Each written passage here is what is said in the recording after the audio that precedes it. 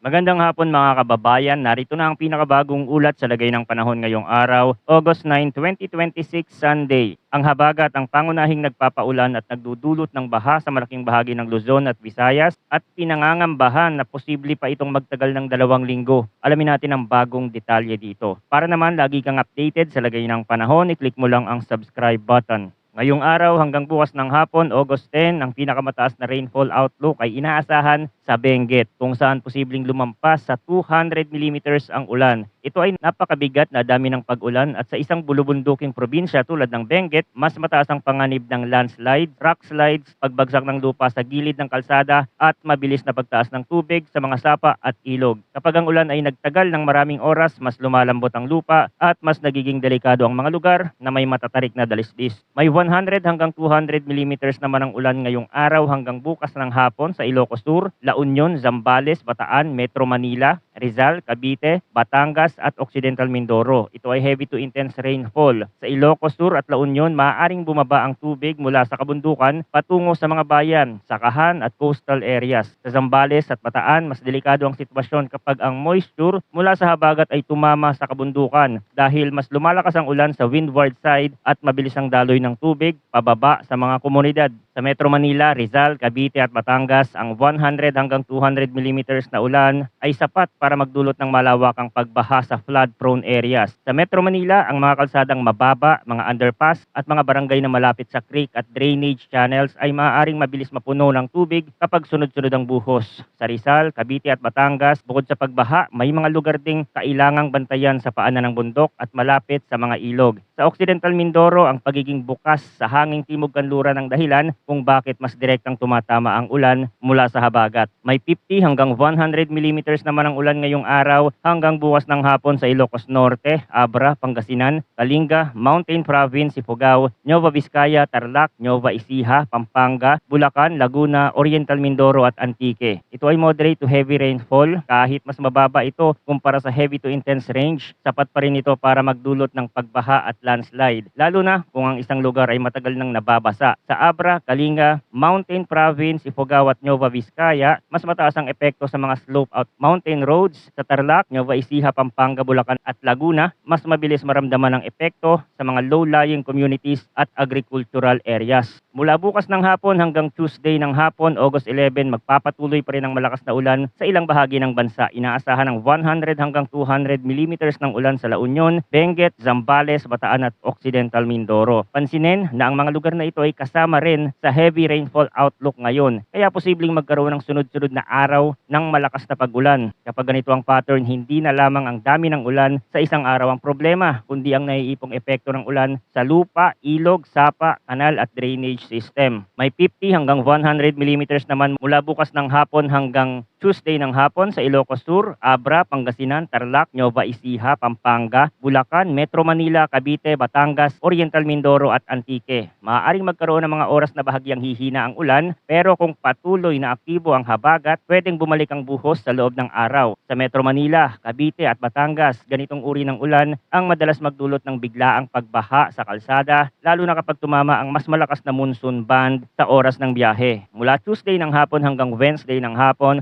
August 12, binaasahan ng 100 hanggang 200 millimeters ng ulan sa Zambales, Bataan at Occidental Mindoro. May 50 hanggang 100 millimeters naman sa La Union, Ilocos Sur, Pangasinan, Benguet, Tarlac, Pampanga, Nueva Ecija, Cavite at Batangas. Ipinapakita nito na maaaring magtagal pa ang maulang kondisyon hanggang sa mga susunod na araw. Hindi pare-pareho ang lakas ng ulan kada oras o kada araw, pero mananatili ang risk ng pabalik-balik na moderate to heavy rains dahil sa aktibong habagat. Para sa Batanes, cloudy skies with scattered rains and thunderstorm ang inaasahan dahil sa trough ni Typhoon Dolphin.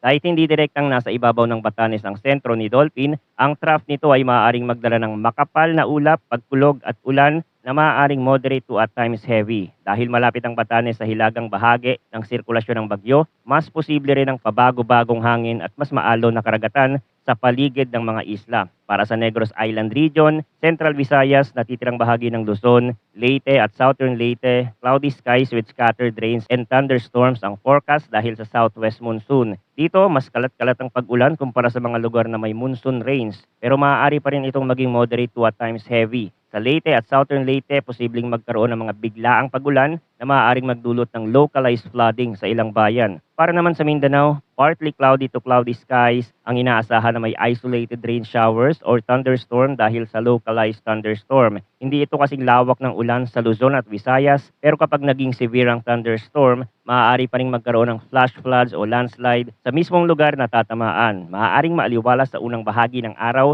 pagkatapos ay biglang didilim ang kalangitan sa hapon o gabi. Kasunod ang pagkulog, pagkidlat at malakas na buhos sa ilang lugar. Dumako tayo ngayon sa hangin at kondisyon ng dagat. Para sa extreme northern Luzon, inaasahan ng strong to gale na hangin mula southwest. Ang coastal waters ay rough to very rough na may taas ng alon mula 2.6 hanggang 4.5 meters. Ito ang pinakamapanganib na marine condition sa kasalukuyang forecast. Sa Batanes at mga karatig na karagatan, maaaring maging delikado ang paglalayag, lalo na para sa maliliit na bangka at iba pang maliliit na sasakyang pandagat. Ang kombinasyon ng trough ni dolphin at pinalakas na habagat ay maaaring magdala ng mas mabigat na alon sa pinakahilagang bahagi ng bansa. Para sa natitirang bahagi ng Luzon, moderate to strong ang hangin mula southwest. Ang coastal waters ay moderate to rough na may taas ng alon mula 1.5 hanggang 3.5 meters. Sa western seaboard ng Luzon, mas ramdam ang alon dahil direkta itong tinatamaan ng habagat. Ang mga baybaying bahagi ng Ilocos Region, Zambales, Bataan, Mimaropa at Western Calabarzon ay maaaring makaranas ng mas maalong karagatan, lalo na kung may kasabay na thunderstorm o mas malakas na bugso ng hangin. Para naman sa Visayas at Mindanao, moderate to strong ang hangin mula south to southwest. Ang coastal waters ay moderate to rough na may taas ng alon mula 1.2 hanggang 3 meters. Kahit mas mababa ito kumpara sa extreme northern Luzon, maaari pa rin itong maging delikado para sa maliliit na sasakyang pandagat, lalo na sa western seaboards at mga lugar na bukas sa hanging timog kanluran. Kapag may thunderstorm sa ibabaw ng dagat, maaaring bigla ang lumakas ang hangin at tumaas ang alon sa loob lamang ng maikling oras. Kung sisilipin ang galaw ng mga sistema sa paligid ng bansa, ang kulay yellow na nakikita sa mga weather model ay kumakatawan sa southwest monsoon na hinihila ng mga weather system sa labas ng Philippine Area of Responsibility. Kahit malayo si Typhoon Dolphin, ang pagkilos nito pakanluran at ang malawak nitong sirkulasyon ay isa sa pangunahing dahilan kung bakit tuloy-tuloy pa rin ang lakas ng habagat. Habang kumikilos ng mga bagyo sa hilaga at silangan ng bansa, nagkakaroon ng mas malakas na paghila ng moisture mula sa timog kanluran papasok sa Pilipinas. Kasabay nito, may dalawang tropical depression sa malayong silangan ng bansa. Ang mga sistemang ito ay nakakadagdag din sa paghatak ng southwest monsoon, depende sa kanilang steering pattern at posisyon sa rehiyon. Kahit walang bagyong direktang tumatawid sa kalupaan, malabagyo ang ulan na nararanasan sa ilang bahagi ng bansa dahil ito ang indirect effect ng mga tropical cyclone sa paligid. Kaya hindi dapat baliwalain ang habagat. Kapag ito ay pinalakas ng mga bagyo, kaya nitong magdala ng tuloy-tuloy na ulan, seryosong pagbaha at landslide sa mga lugar na ilang araw nang nababasa. Sa 1-week model run hanggang 2-week, makikita na mananatili pa ang habagat bilang pangunahing magpapaulan sa bansa. Hindi pare-pareho ang lakas nito kada araw. May mga oras na maaaring humina, may mga lugar na pansamantalang titila ang ulan, at may mga bahagi naman na biglang lalakas ang buhos. Pero ang mahalagang pattern ay mananatiling aktibo ang southwest monsoon. Kaya posible pa rin ang makulimlim na kalangitan maghapon sa maraming lugar at posible pa rin magkaroon ng malalakas na pag-ulan lalo na sa western section ng Luzon at Visayas. Kapag sunod-sunod ang ulan kada araw, hindi maganda ang nagiging epekto sa bansa. Ang lupa ay hindi agad natutuyo, ang tubig sa mga ilog ay hindi agad bumababa at ang mga drainage system sa lungsod ay mas madaling mapuno. Sa mga kabundukan, tumataas ang panganib ng landslide.